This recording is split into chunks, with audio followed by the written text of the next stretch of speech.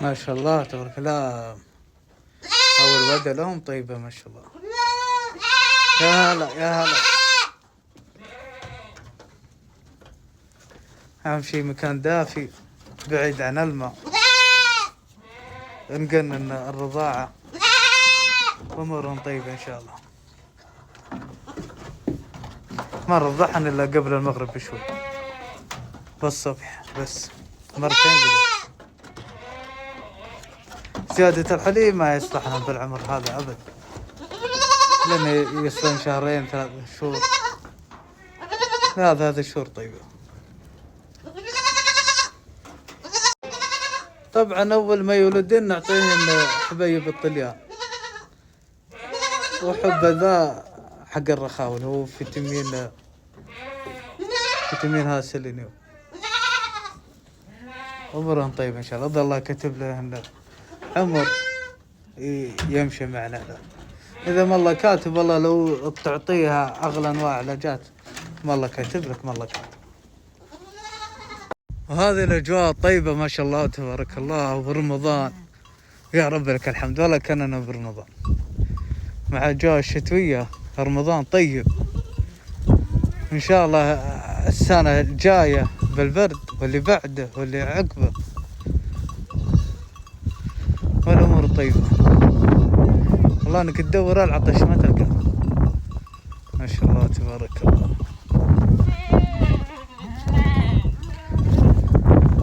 لا اله الا الله. جتنا غيوم امطار ما شاء الله بالحفر، واليوم غيوم ما شاء الله تبارك الله. الله يجيب الخير. هذا كله نجفار من مراحي. هذه مضرع، هذيك ولدت، هذيك ولدت ما شاء الله. هذيك مضرع، هذه تو والده جايبتها واحد ما شاء الله.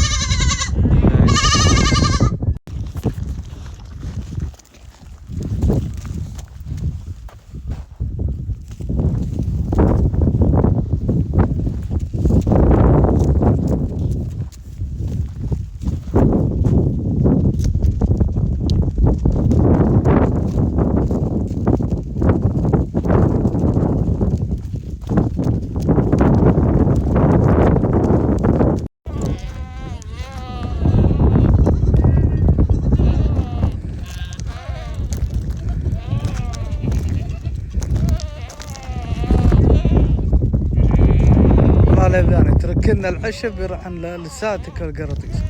لا حول.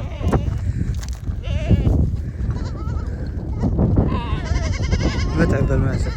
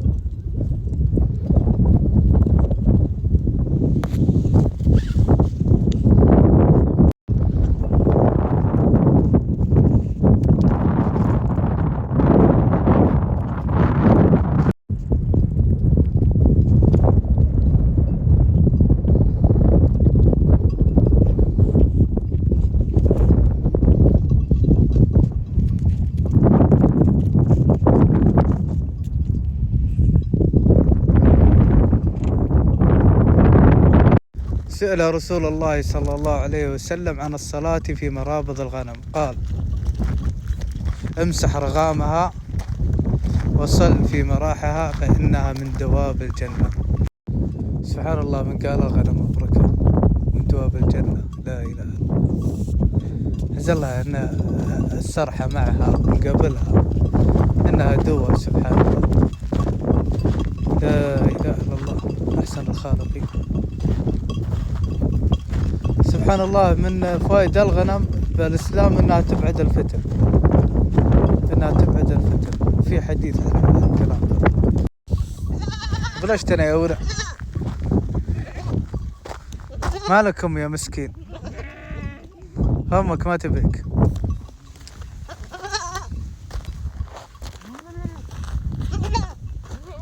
غير يدخل راسه في جحر، الله لا يبلغ. لا إله إلا الله. كم يمكن يجيك بلا داخل ما تدري عنه.